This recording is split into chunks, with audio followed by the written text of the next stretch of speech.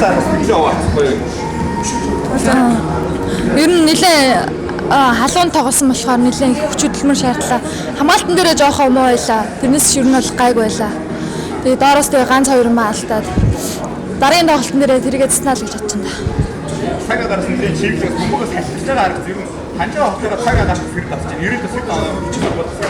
90-д нэг 4-5 л хонлоо. Тэгээд ер нь бол өглөөгөр болон гайгүй бороо ороод уулын сэрүүн байсан. Өдөр болохоор жоохон нэг тиймэрхүү л.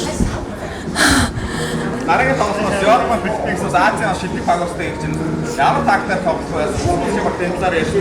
Тэр тоглолтоос юу хүлээж байна? Тэрийг ер нь өмнөх оройноо багш нартайгаа, коуч нартайгаа ярьж байгаа л шийддэг те.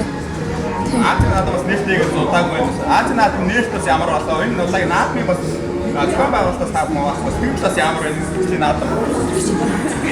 Нээлтийн талаас сонссонгүй ч ярьж. Нээлтийн хувьд бол амар гоё болсон. Ер нь бол Азийн наадамд анх удаа оролцож байгаа. Тэгээд ямар ч та оролцсон тэмцээнүүдээс маань хамгийн их зохион байгуулалт сайтай хамгийн гоё тэмцээн болсон.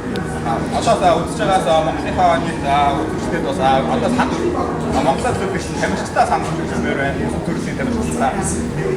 За ямар ч бусад төрлийн тамирчдаа бүгдэнд нь амжилт хүсье. Тэгээд сагсан бөмбөгийн хувьд бид нэр хамгийн ихний тоглолт нь өнөөдөр хийж байгаа сагсан бөмбөг. Ямар ч ихний тоглолтод хоцсондоо баяртай байна.